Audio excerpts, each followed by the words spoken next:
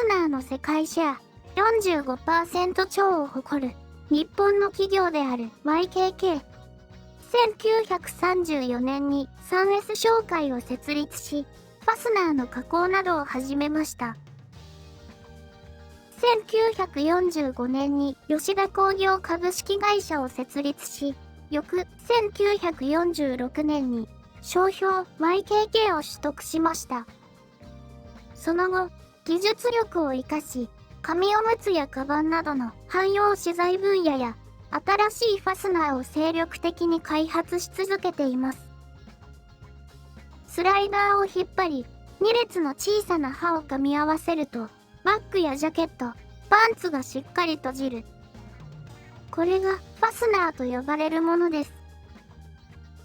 チッパーやチャックとも呼ばれ、日本では一般的にファスナーと呼ばれています。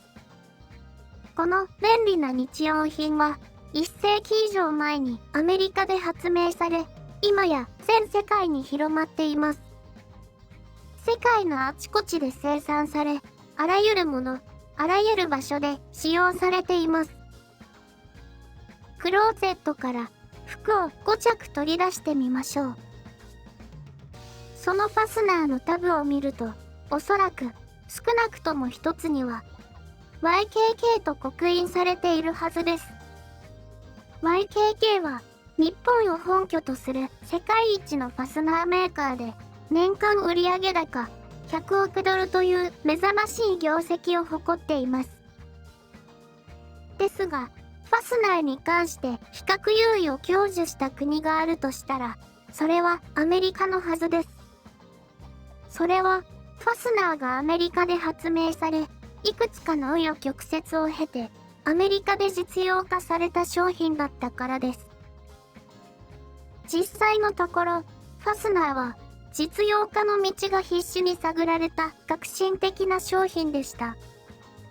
仕立て屋や衣料品メーカーは、それまでの長い間、安価で取り替えやすく、色や用途も多彩なフックやボタン、リボンを使用していました。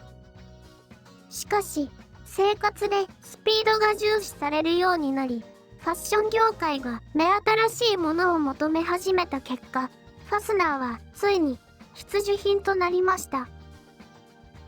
特に、ブルージーンズは良い例で、リーバイスは1947年、ファスナーを採用したモデルを初めて売り出し、後に売り出されるブルージーンズには、ボタンフライに代わるものとして、ファスナーが使われるようになりました。YKK は創業して間もなく生産のスピードと品質を高めるため機械の開発を開始しました。また国外に進出し短期間でマレーシア、タイ、コスタリカに子会社を設立し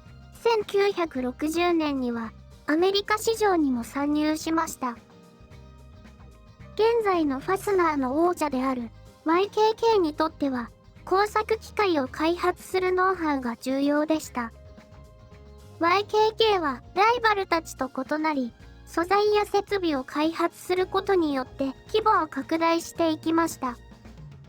創業当初から工作機械を設計し、自社所有の素材を使用していたのです。他社から購入していたのは、プラスチックのペレットと合金だけであり、その合金も自社で発明したものでした。YKK は製造工程の秘密を守り、絶えず改善していくというやり方を貫いています。その後、YKK は中国勢を筆頭とする数百のライバルと共存するようになりました。しかし、近年、中国のファスナー業界で統合が進み、競争環境が再び変化していて、いずれも YCC、YQQ といった3文字の社名で、日本の YKK をあからさまに模倣しているのです。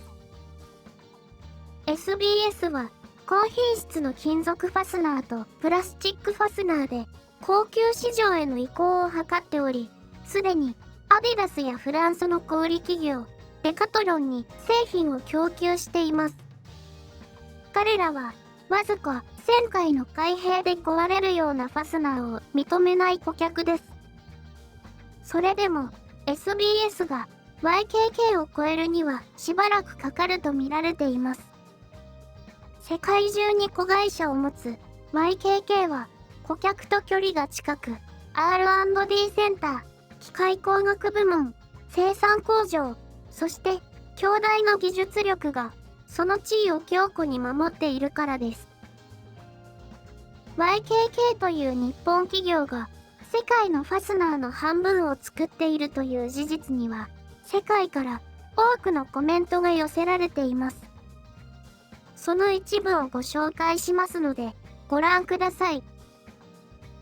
世界の全ファスナーの約半分は YKK という日本企業が作っている。お前らのファスナーも見てみるといい。きっと YKK と書いてあるはずだよ。信じられない。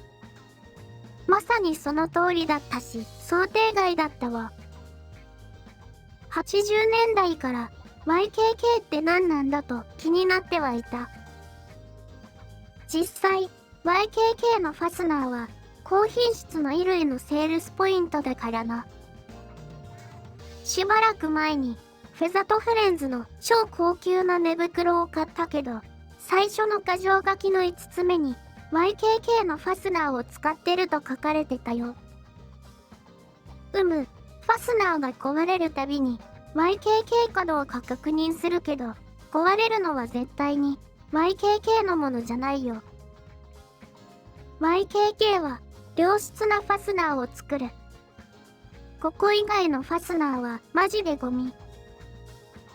俺も最近これを知った。今ではファスナーを買うときはいつも YKK を探してるよ。他のはすぐ壊れる。YKK のファスナーはどれも自己修復機能がある気がする。詰まっても前後させるだけで閉じるから。正直、もっとシェア率高いと思ってた。彼らはファスナー市場の 85% を支配している。ファスナーだけでなく、ファスナーを作るための機械も製造してるから。YKK は最初から最後まで自分たちで作っているんだ。自社で金属から生成している世界最大のファスナーメーカーだよ。この会社が鉱山から出荷まで全ての製造プロセスを自社でやってると見た気がする。何か革新的なものを作って金持ちになりたいと思ってる人は常にいるけど、世界の片隅では信じられないほどシンプルなものを静かに作ってる人もいるってことだな。面白いことに、ルイ・ヴィトンは1980年半ばまでYKK のファスナーを使ってて、これがヴィンテージバッグかどうかを見分ける方法になってる。YKK を使ってないファスナー付きのジャケットは信用してない。そこで10年使える品質かどうかわかる。この投稿を見て何人がファスナーをチェックしたんだろうな。俺もチェックしてみたけど、確かに YKK だったよ。最後まで見ていただき、本当にありがとうございます。うちにも YKK のファスナーがあったかもしれないと思う人は高評価ボタンを押してください。また、今回の話題について思っていることがあれば気軽にコメントしてください。面白い話題をまた探してお伝えしますので、チャンネル登録も忘れないでくださいね。